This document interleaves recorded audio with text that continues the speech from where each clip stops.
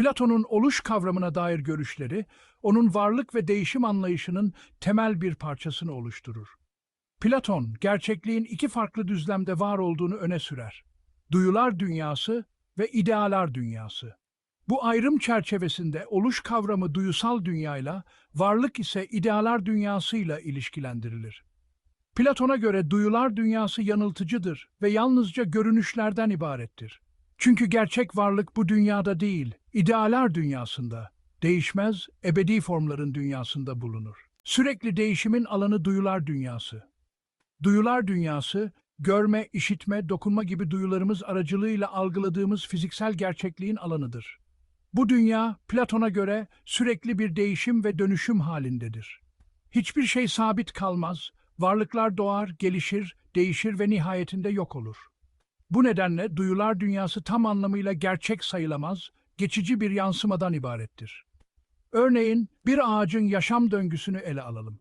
Ağacın doğuşu, büyümesi, yapraklarını dökmesi ve ölmesi bir oluş sürecini temsil eder. Ancak Platon'a göre bu ağaç, ağaçlık ideasının kusurlu bir yansımasıdır. İdealar dünyası, ebedi ve mükemmel varlık.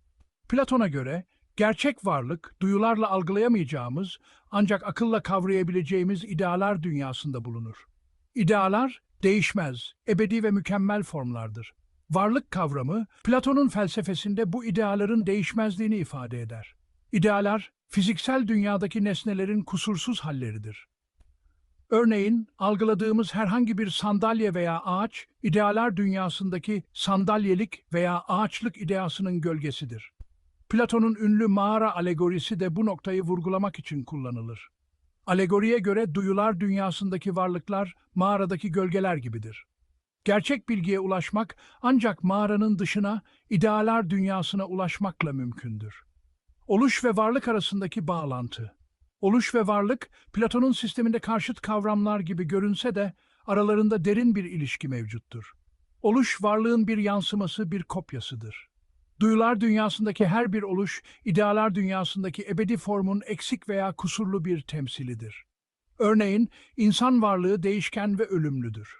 Ancak insanlık ideası ebedi ve değişmezdir. Benzer şekilde, üçgenin fiziksel dünyadaki temsilleri farklı şekillerde olabilir. Fakat üçgen ideası sabit ve değişmezdir. Bilgi ve oluş Platon'a göre gerçek bilgi, episteme, idealar dünyasından gelir.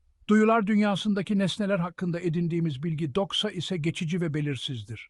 Zira duyular dünyası sürekli bir değişim halindedir.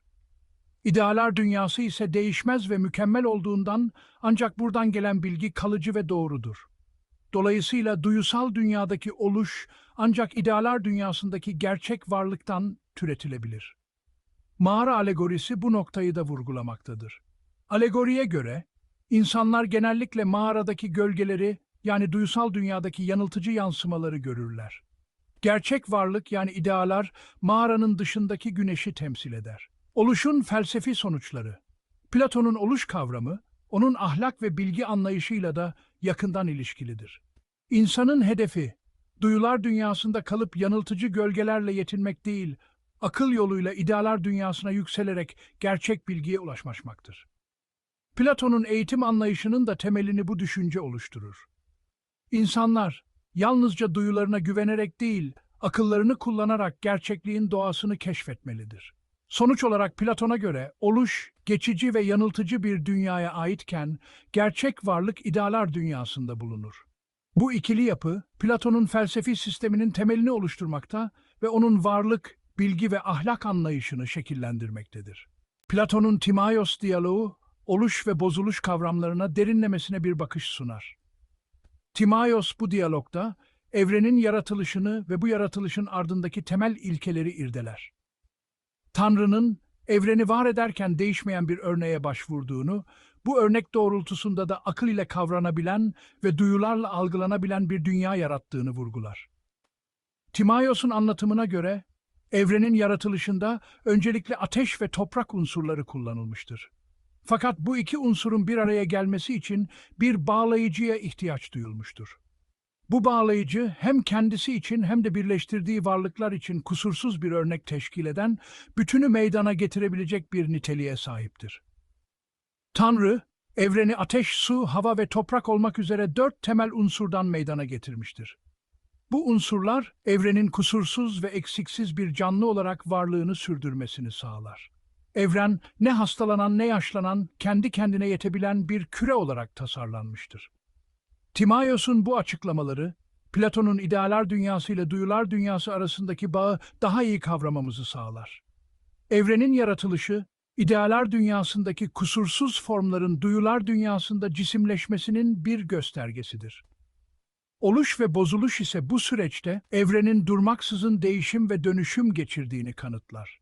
Lakin bu değişim, idealar dünyasındaki değişmez formların bir yansımasından ibarettir. Platon'un Timaios diyaloğunda ele aldığı bu kavramlar, felsefi sisteminin temel direklerinden birini oluşturur. Oluş ve bozuluş, evrenin ve varlıkların daima bir hareketlilik içinde olduğunu, fakat bu hareketliliğin ardında değişmez ve kusursuz formların yattığını gösterir. Bu anlayış, Platon'un varlık, bilgi ve ahlak anlayışını kökleştirir ve felsefi düşüncesine yeni bir boyut kazandırır. Netice itibarıyla, Platon'un Timaios diyaloğunda ortaya koyduğu oluş ve bozuluş kavramları, felsefi sisteminin derinliklerine nüfuz etmemizi sağlar. Bu kavramlar, evrenin daimi bir değişim içinde olduğunu, ancak bu değişimin ardında değişmez ve kusursuz formların yer aldığını gösterir. Böylelikle Platon'un felsefi düşüncesi, hem duyular dünyasının geçiciliğini hem de idealar dünyasının ebediliğini kavramamıza imkan tanır.